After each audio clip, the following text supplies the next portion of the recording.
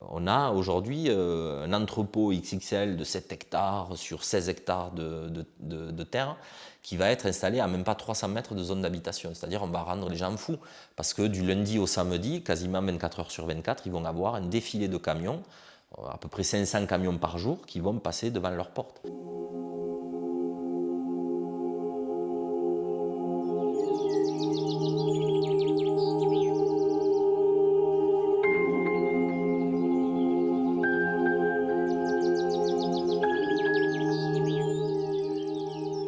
La semaine dernière, les militants nous ont raconté la naissance de ce projet inutile et imposé, et des difficultés rencontrées pour remplir cette ZAC. Cette semaine, ils évoquent le projet d'implantation d'une plateforme logistique de 70 000 m² et ses 500 camions par jour. Il y a quelque chose qui saute aux yeux, c'est qu'ils ont présenté cette ZAC comme vertueuse, comme devant faire la part belle à l'écologie. Ils parlaient même d'écologie industrielle. Et en fait, ce projet de Terra 2 va totalement à l'encontre de tout cet argumentaire qui avait été donné aux gens. Les gens y ont cru. Souvent, on est allé tracter, voir les gens autour de la ZAC. La plupart nous disaient, mais oui, c'est un super projet, quoi. C'est vraiment un projet génial. Et quand on leur parlait de Terra 2, qui est un des projets de cette ZAC, ils tombaient des nues. On a même eu des gens qui pleuraient, qui ont pleuré devant nous. Des gens qui disent, mais comment on va faire si on veut revendre la maison et s'il y a des camions qui passent? Donc voilà, c'est pour... Nous, notre but, en fait, c'est de faire connaître aux gens, de faire en sorte qu'il n'y ait plus d'opacité autour de ce projet Terra 2. Ce manque de transparence, à mon avis, résulte de deux choses. La première, c'est que clairement, il n'y a pas de sens dans le projet. Il n'y a pas de fondement, il n'y a pas de vraie portée, de vrai projet politique. Et donc, on gère un héritage. Voilà. Et donc, que communiquer là-dessus? Que dire?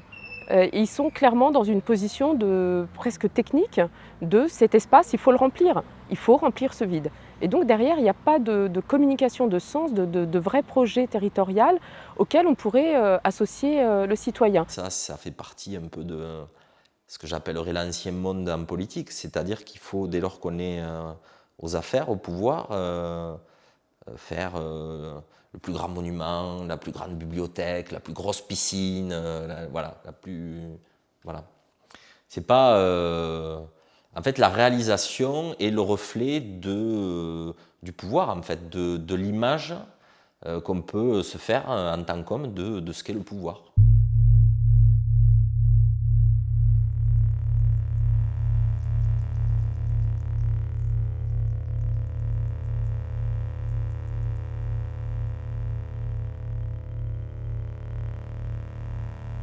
Il y a un point aussi qu'on n'a pas évoqué, c'est la proximité avec les zones d'habitation.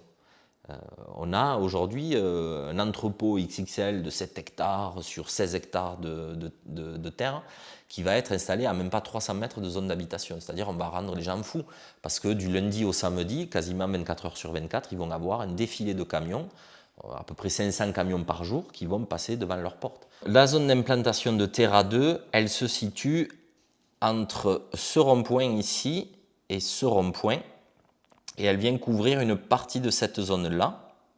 Donc elle vient prendre une partie ici de cette haie qu'on voit, qu'on a baptisée la haie de l'Élanion, puisque les naturalistes de la LPO ont recensé diverses espèces protégées, notamment des espèces remarquables d'oiseaux dont fait partie l'élanion blanc, qui est devenu un des symboles de notre combat. Donc en gros, la plateforme logistique est prévue s'implanter sur cette zone-là.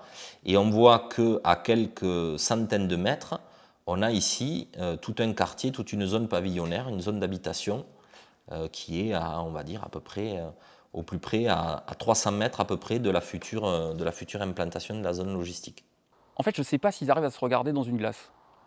Quand ils se disent, voilà, on va présenter un projet aux Saint-Sulpiciens, bon, effectivement, on a dit que c'était une ZAC qui était vertueuse, c'était une ZAC qui était tournée vers l'écologie industrielle. On va leur présenter ce projet Terra 2. Comment peuvent-ils se regarder dans une glace quand ils font ça aux gens?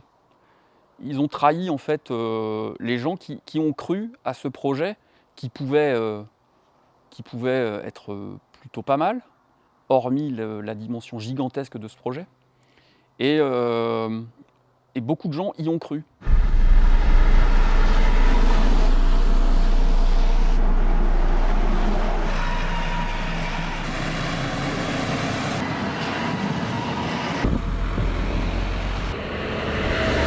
Plateforme logistique, il faut juste savoir qu'entre le rapport au mètre carré construit et l'emploi généré, c'est le plus faible rapport de type d'activité économique qu'on peut implanter. Donc quand on a dit ça et quand on voit la taille de cette plateforme, en matière d'emploi, bon, on n'a aucune, aucune certitude sur le volume d'emplois qui pourrait être créé. D'une part parce que c'est un entrepôt qui va être mis à la location. Donc soit effectivement on fait rentrer un mastodonte et on va louer l'entièreté de l'emprise et on aura de l'emploi. Mais de quel emploi on parle, hein? Quel volume d'emploi au mètre carré rapporté? Et puis quel type d'emploi? Donc on nous dit on va créer des emplois, ok. Mais on ne fait pas la balance.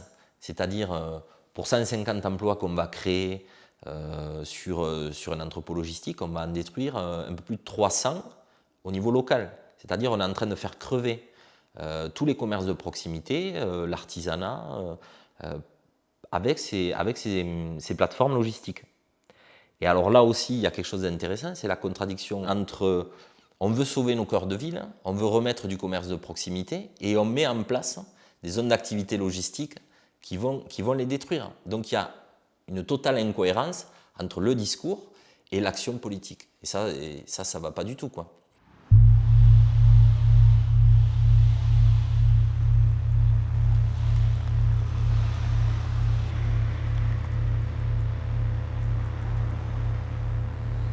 Quand on regarde par exemple l'échelle de l'intercommunalité, personne ne met un bulletin de vote pour élire le président de l'intercommunalité. Absolument personne. Pourtant, l'intercommunalité bénéficie de la carte développement économique. Et ils peuvent décider de tout et n'importe quoi sans en pouvoir en rendre compte aux citoyens. Quand une décision qui ne va pas dans le sens du citoyen est prise à la communauté de communes, le maire explique à ses administrés que ce n'est pas lui qui a pris cette décision, c'est au niveau de l'intercommunalité.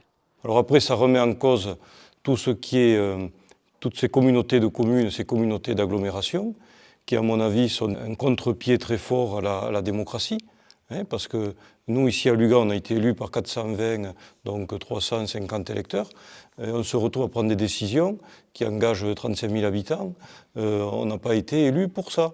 En fait, le changement de vision politique passerait aussi par un renouvellement quelque part des acteurs politiques. Aujourd'hui, à la communauté de communes, on retrouve un petit peu les mêmes personnes, essentiellement, majoritairement des hommes. Il n'y a que 2 femmes et qui sont à des postes très, très genrés féminins, quoi. Ils sont dans leur confort, l'entre-soi entre décideurs. Et donc ils estiment, voilà, bon, de toute façon c'est eux qui prendront la bonne décision et puis de toute façon c'est eux qui prendront la décision. Oui, c'est une sorte de patriarcat de l'ancien monde, quoi. C'est-à-dire on parle de nouveau monde, mais on est gouverné par des personnes qui sont encore dans les schémas de l'ancien monde.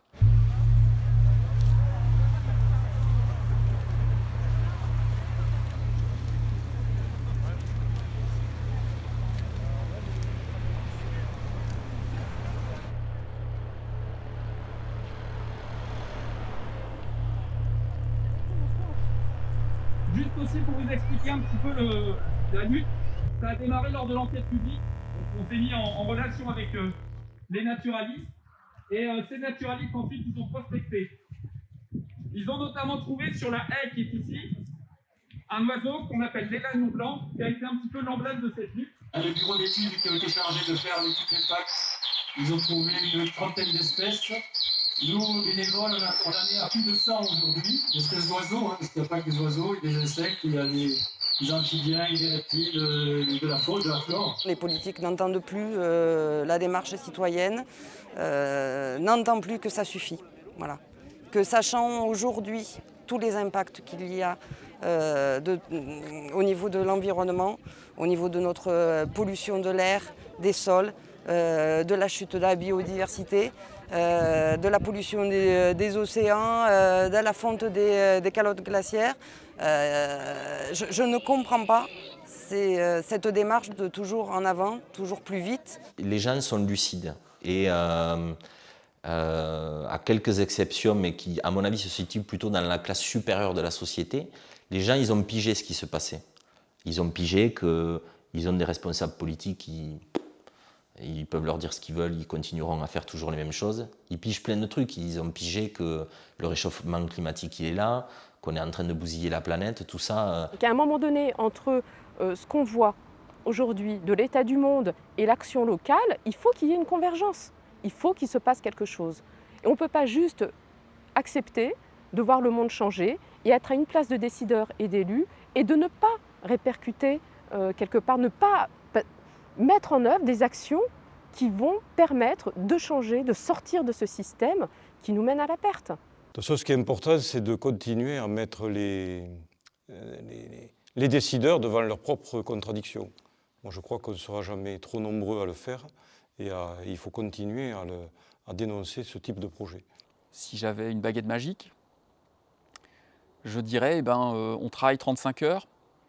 Eh bien non, on va travailler 25 heures et 10 heures, c'est pour s'engager pour la société si on a des engagements associatifs, des engagements politiques, des engagements divers et variés pour la société, pour la cité.